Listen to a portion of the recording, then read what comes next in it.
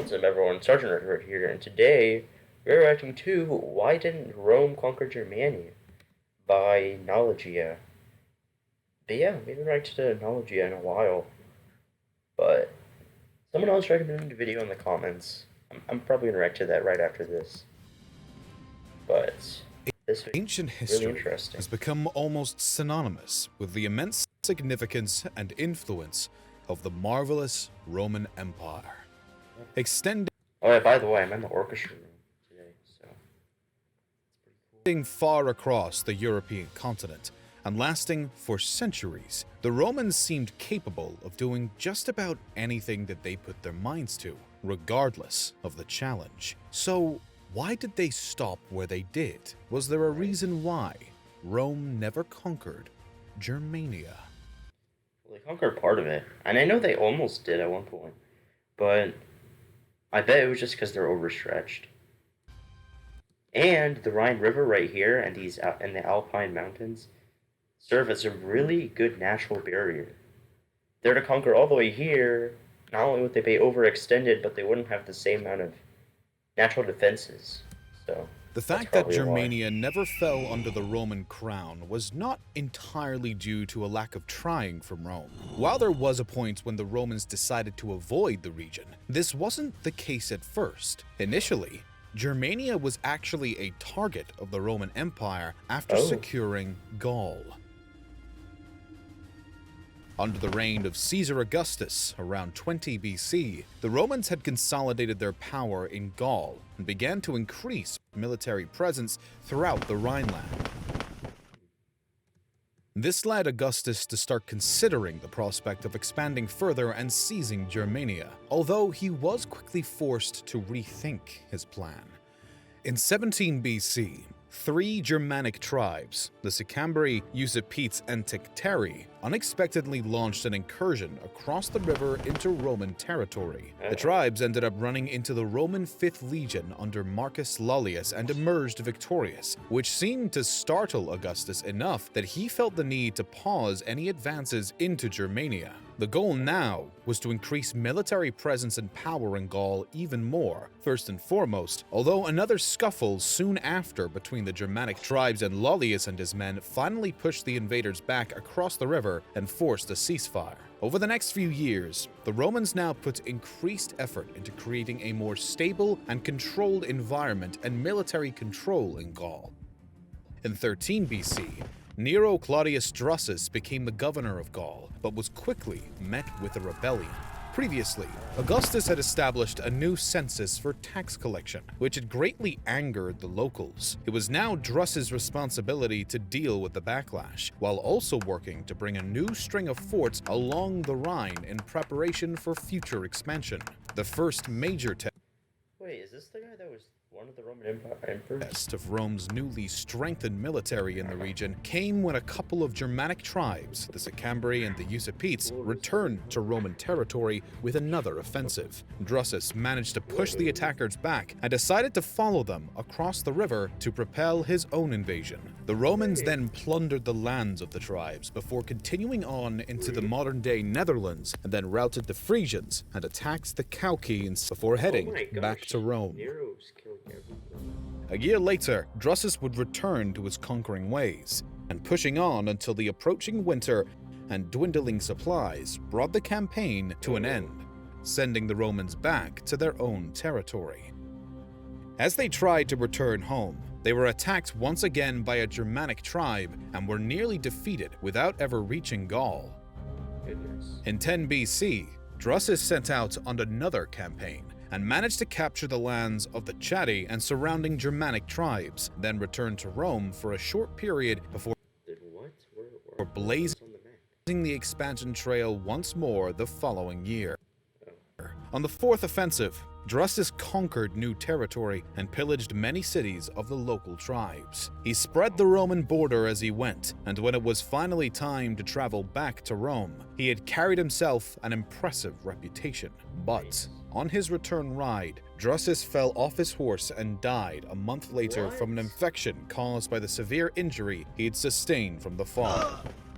You idiot. How do you do that? After Drusus, Rome still had its sights set on Germania. Oh, it looks like at this point they improved their southern border.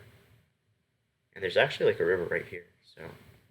His successor, Tiberius, quickly launched his own campaign into Germania and found immense fortune as he continued the work of Drusus. According to Roman scholar Cassiodorus, who wrote about the time period in the 6th century AD, all Germans who lived between the Elbe and Rhine had surrendered to the Roman invaders. What? This means that, for a while, not only did Rome try to conquer Germania, but the empire had actually been pretty successful in doing it so far and continues to consolidate this newly expanded territory.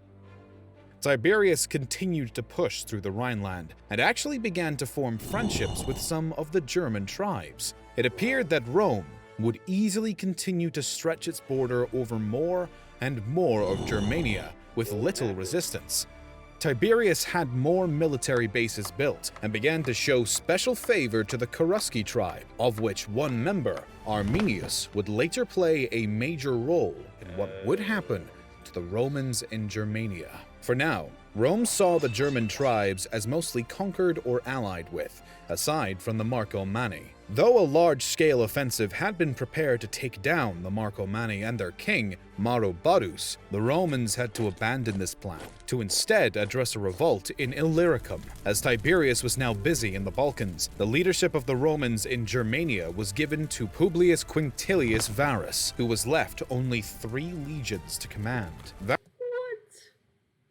But look at all that's a really bad idea. Varus was also given Arminius as an advisor, and the two quickly built up trust. Completely unbeknownst to Varus, though, Arminius was actually working to unite the Germanic tribes back home and create a shared hatred of Varus and the Romans. This wasn't all either. As summer was ending, Arminius created a false rumor of a supposed uprising happening at a large enough scale that Varus's immediate action was required.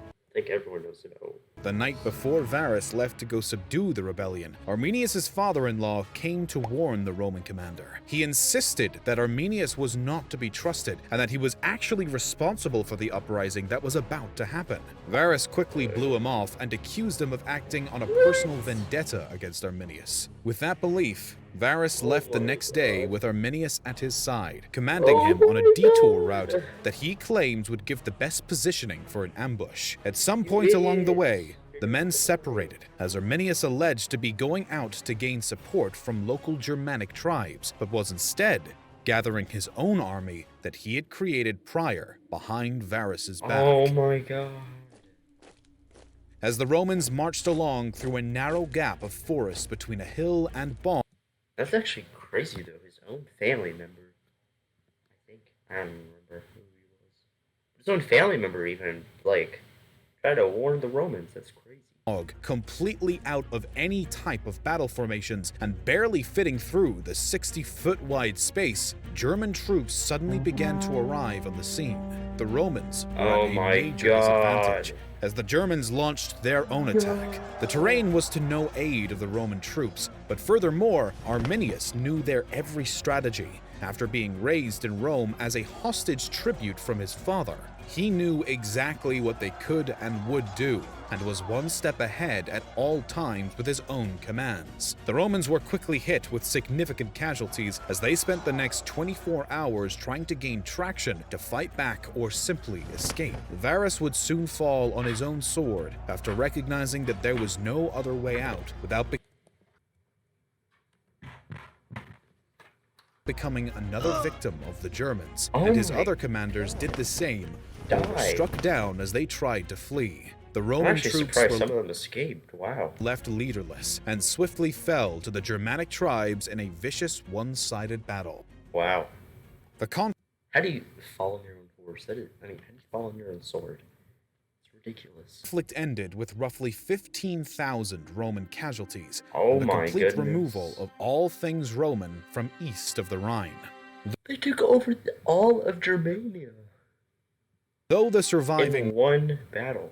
Wow. Roman legions in Germania managed to keep Arminius and his troops from invading into Gaul, there was nothing more for them to do in Germania. When word reached Emperor Augustus, it is said that he was so disturbed by the defeat that he stood shouting, "Varus, give me back my legions," while hitting his head against a wall. Although there are many theories as to why this event ended Rome's conquering ambitions in Germania, one thing is clear: Augustus would not risk it again. He sent his nephew, Germanicus, to avenge the lost legions, and there was surely some success at first. But after defeating Arminius and feeling they'd sought enough revenge, the Romans pulled back and decided to remain on their side of the Rhine. With the previous devastating defeat still haunting the minds of the Roman leadership, they decided that the potential gains of seizing all of Germania did not outweigh the risks it undeniably posed. While there is a multitude of reasons that may have contributed to the new Roman belief that Germania didn't offer enough to make the risks they'd have to take to conquer it worth it, there is no question as to when let's read this. Or what caused such a sudden shift in thought. The routing at the Battle of Teutoburg Forest completely Teutoburg Forest stunned Augustus and Rome as a whole. The betrayal of Arminius, the gullibility of Varus, and the catastrophic results of the events leading up to the conflict were enough to severely shake the confidence of an entire empire. The proud belief that Rome just may be unstoppable or even invincible was utterly shattered. Germanicus did his parts to pick up the pieces as well as could be done, but that was all the Romans could stomach. Germania was no longer worth conquering and would instead remain a terrifying reminder of the nightmare its tribes had so effortlessly yet unexpectedly caused. Yep, and eventually they would, conquer them. It's pretty crazy. Well, anyways, that was a very interesting video. Thank you all for watching. Make sure to check out Knowledgia. Yeah, thank everyone for watching, and goodbye. Well, everyone, if you enjoyed this video, make sure to like it and subscribe to my channel, and turn on the notification bell thingy. And if you didn't, then make sure to leave a thumbs down. But yeah, that would be greatly appreciated. And while you're at it, go ahead and watch my other videos. They're probably just as good, and if not better than this one right now. Except for my oldest videos, don't watch those. And, subscribe to these people down here, my fellow sergeants. They're other YouTubers that I either know or I have in high regards. Yeah, even my cat agrees. So, thank you for watching, and have a great day.